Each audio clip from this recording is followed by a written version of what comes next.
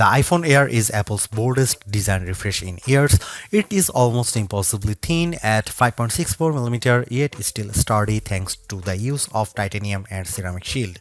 It is 6.5-inch ProMotion display and iOS 26's liquid glass makeover feel purpose-built for this form factor, even after a week of use.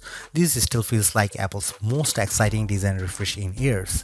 Battery life is solid, if not class-leading, and the single 48-megapixel camera limits flexibility, but for those who value design and portability above all else, it is sexy and stunning and maybe a new kind of pro.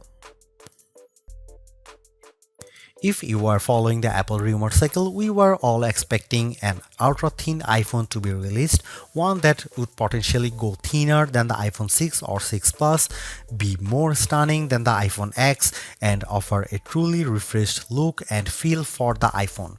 The launch event's awe-dropping tagline set the bar high, and the iPhone Air cleared it with room to spare. It's not the first ultra-thin phone. The Galaxy S25 Edge measures in at 5.8mm, but it still feels as stunning, sleek, and sexy in my hand right now after living with it for a week as it did during my brief hands-on session following the launch event. It feels as exciting as the iPhone X in that it might give us the playbook for the modern iPhone going forward, or at least show us one half of the purportedly incoming foldable iPhone. The photos released by Apple and even those shot by me for this review only do it partial justice. The iPhone Air is the best representation yet of Apple's vision for an iPhone that's just glass. It weighs in at just 5.82 ounces or 165 grams, fully justifying the Air moniker. Much like the iPhone 17 or even Pro Max, it feels balanced, not too top heavy, not too bottom heavy. It's Goldilocks ergonomics. I don't know if I'd quite call it awe-dropping, but the thinness is the part that gets people excited. At its thinnest, the iPhone Air is 5.64mm or 0.22 inches, and the plateau only jutes out of a bit more. I was instantly wowed, and over the course of a week, I have really become accustomed to this look and feel for an iPhone. While conducting some testing over the week, I showed it to my brother and sister-in-law, who were both visibly impressed when holding it. They asked about durability and were a little stunned at the overall feel. Then came the questions about battery life and the camera, both of which I will address below, and whether the USB-C port was thinner. On that last point, it is still a regular USB-C port, but to fit it in this frame and get in this small, Apple's design team started by 3D printing a custom one. And given how thin this phone had to be, Apple went back to grade 5 titanium for the shell and sides of the device. To further enhance the looks, it has a polished finish. My sky blue review handset is different from the MacBook Air and iPad Air colors of the same name. It is a bit lighter and pastel-like. I really like it, and the Air also comes in light gold, space black, and cloud white. While the innermost layer of the iPhone Air sandwich is made of that strong titanium, which can bend slightly under pressure but is designed to spring back, it's topped and bottomed with glass and glass ceramic, specifically Ceramic Shield 2 on the front and the Ceramic Shield on the back. The rear, like the iPhone 17, is mostly frosted matte glass, while the top bump gets the glossy finish. Apple says the Air is 3 times more scratch resistant on the front, so I've still been careful sliding this in and out of my front or rear jeans pockets, and the back is 4 times more crack resistant. It also has the same IP68 rating for resistance to dust and water as the iPhone 17, 17 Pro and 17 Pro Max. It survived a light drizzle shortly after I unboxed it in Apple Park. The weather's been wet in my home state of Jersey, and the Air has shown no issues when being used in rain or surviving a dunk test. Even given the extreme thinness here, you still get the usual buttons you would expect on an iPhone. Camera control has been redesigned to live on the right hand side, and it's slightly thinner but about the same length as on other iPhones. The power or sleep button sits slightly higher on the side with the action button, volume up and volume down on the left. The main mono speaker lives at the top of some microphones, and there are two other microphones either side of the USB-C port on the bottom. This design does, as mentioned, only leave room for a single camera and likely a smaller battery inside, but Apple has also dropped the SIM card slot worldwide and opted for eSIM to save some space. The iPhone Air is stunning, attracts a lot of admiring glances, and feels like biggest refresh in iPhone design we have seen in a while. Yes, it's the same key parts, just compressed, but in use it feels like the perfect showcase for iOS 26. If you are after Apple's best design this year, I think it is clearly the iPhone Air. This is where the compromises necessitated by the iPhone Air's unfeasibly thin design begin. The iPhone Air only features a single 48-megapixel fusion camera on the back. It can shoot at 1x, a sensor crop in 2x, or a maximum digital 10x, but the quality falls off noticeably with the latter.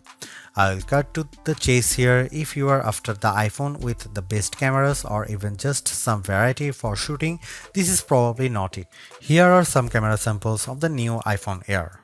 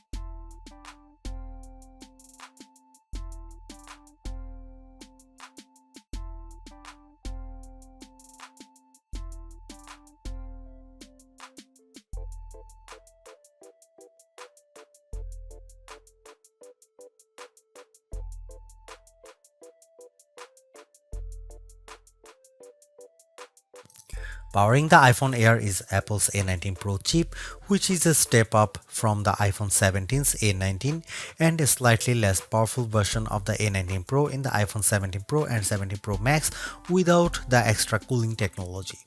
The A19 Pro here is a 6-core CPU with 2 performance and 4 efficiency cores, a 5-core GPU and a 16-core neural engine. It's goodly faster than the A18 Pro or A18 found in the iPhone 16 Pro Max or 16, especially with various elements of iOS 26 including specializing a wallpaper and in everyday use. Compared to the standard iPhone 17, I would say performance is about neck and neck. The A19 Pro is arguably being used here to help regulate performance temperature. I did notice the iPhone Air heating up during the first few days while it was still indexing and charging, especially from 0% to about 50% before cooling as it slowed near 80%. It also warms up when multitasking with demanding apps at times. For example, if I am on a call and launch a game like Asphalt 9, the area around the camera housing on the rear can get noticeably warm, though it cools quickly as performance regulates. The heat doesn't spread below the Apple logo, and a case like Apple's bumper or clear option helps keep it from your fingertips. Keep in mind that basically all the components do live in the plateau, including the silicone, so it makes sense that the area does heat up. When it comes to non-gaming tasks, though, the iPhone Air handles everything well and delivers strong performance while keeping cool. That was the case with my daily workflow consisting of calls, audio and FaceTime, as well as mail, Gmail, Slack, Safari, Chrome, Edits, CapCut, the camera, and the other apps. Even with creating a Genmoji or using Image Playground or another facet of Apple Intelligence, the iPhone Air didn't get especially warm. In terms of quantitative testing, the iPhone Air scored slightly higher than the iPhone 17 on Geekbench 6.5 at 3723 on single core and 9665 on multi-core. That's in line with smartphones at this price range, so as we noted in our Galaxy S25 Edge review, that phone has a thermal solution for keeping things cool. We can only guess at the iPhone Air's battery size for now, as Apple doesn't officially release those numbers. It is clear though that the company has squeezed as large a cell as possible inside this ultra slim smartphone. Instead of capacity, Apple provides viewing estimates up to 27 hours of downloaded video playback and 22 hours of streaming. With the $99 MagSafe battery attached, those numbers rise to 40 and 35 hours respectively, about a 65% boost. In my experience, the iPhone Air generally lasts through a workday 6 to 8 hours depending on use. That's behind the iPhone 17, 17 Pro and 17 Pro Max, but it still meets Apple's all-day standard. On the test, I took it off the charger at 7:30 am and it lasted until 5:50 pm or 10 hours and 20 minutes. At best, I recorded 6 hours and 35 minutes of active screen time. On average, I got around 4 hours and 45 minutes. During my first few fast charges, the top of the camera plateau and the area beneath it did get warm, mostly between 0% and 50% before cooling down. This isn't unusual for fast charging and reflects the component layout. Power users will likely need to recharge by the time they get home. Apple's slim MagSafe battery nearly matches the Air's profile, adding only a bit more thickness than the camera bump. It recharges intelligently throughout the day, manages heat well, and uses pocket detection to optimize charging times. Optional, yes, but it complements the iPhone Air experience nicely. The iPhone Air delivers remarkable performance in a super thin and light design that's very durable. I especially like getting A19 Pro power in something this compact, but you have to make some trade-offs for the steep $999 price. You get only a single rear camera, which means no telephoto zoom, ultra-wide or macro shots, and while the Air's battery life is solid, it's a few hours behind the iPhone 17 Pro Max.